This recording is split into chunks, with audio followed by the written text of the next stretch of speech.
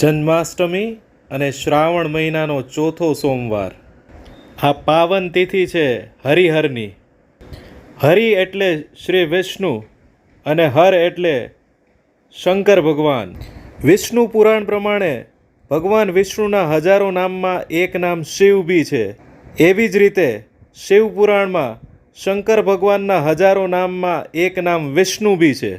તો આ હરિહર નામ અને હરિહર રૂપ ધારણ કરવાની શિવ અને વિષ્ણુને જરૂર કેમ પડી? આનો જવાબ શોધવા માટે જવું પડશે આજથી 2500 વર્ષ પૂર્વ, કે જ્યારે ભગવાન વિષ્ણુને વિષ્ણુ પુરાણ પ્રમાણે ભજનારો પંથ બન્યો વૈષ્ણવ, અને ભગવાન શિવને શિવ પુરાણ પ્રમાણે અને શૈવ મત પ્રમાણે ફોલો કરનારા બન્યા શૈવ. બંને પંથના ભક્તો, ઋષિઓ, મહર્ષિઓ અને અનુયાયીઓ પોતપોતાના પંથની મહાનતા અને પોતપોતાના ઈષ્ટ આરાધ્યની સર્વોચ્ચતા સાબિત કરવા સતત વાદ વિવાદમાં આવતા ગયા.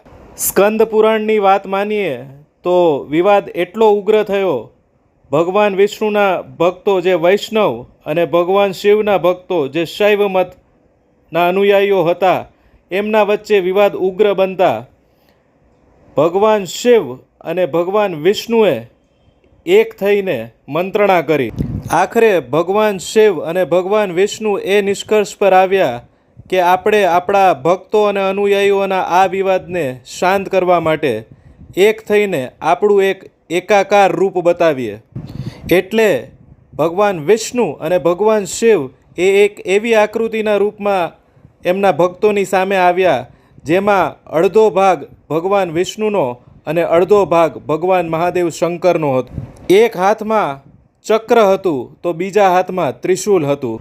આ જોઈ વિષ્ણુ ભગવાનના અનુયાયીઓ જે વૈષ્ણવ કહે છે એ અને શૈવ મતના અનુયાયીઓ જે શંકર ભગવાનના અનુયાયીઓ છે એ બંને અનુયાયીઓને એમના ભક્તોને સાંત્વના મળી કે આ બંને સ્વરૂપો એક જ છે, બંનેની સર્વોચ્ચતા એકબીજામાં જ છે. તો સનાતનના આ ખૂબ જ મહત્ત્વના અને ખૂબ જ પાવન સ્વરૂપના આપણે સ્મરણ સાથે એ બી ન ભૂલવું જોઈએ કે આપણી જય શિવ ઓમકારાની મહાઆરતીમાં જગ કરતા, જગ હરતા, જગ પાલન કરતા, એટલે કે જગ કરતા એટલે જગ, આ સંસારનું જે સર્જન કરે છે બ્રહ્માજી, જગ હરતા એટલે કે આ સંસારનો, આ બ્રહ્માંડનો જે સંહાર કરે છે એ શિવ ભગવાન, જગ પાલન કરતા એટલે આ સંસાર, આ બ્રહ્માંડ જે ચલાવે છે એ ભગવાન વિષ્ણુ. આ ત્રિદેવો અને એ જ મહાઆરતીની એક કડી છે કે પ્રણવાક્ષર કે મધ્યે યે તીનો એકા. અને એ પ્રણવાક્ષર એટલે પ્રણવ અક્ષર જે ઓમકારના નામે ઓળખાય છે, એ પ્રણવ અક્ષર ઓમકારમાં આ ત્રણેય દેવો, ત્રિદેવો એક જ છે. જ્યારે ત્રણેયની શક્તિ સંમિલિત થાય છે ત્યારે એ ઓમકારના સ્વરૂપમાં, શક્તિના સ્વરૂપમાં આવે છે. તો હરિહર જબ હેર હેર, ભગવાન વિષ્ણુ શ્રી કૃષ્ણ ભગવાનના જય જયકાર હો. હર હર મહાદેવ હર.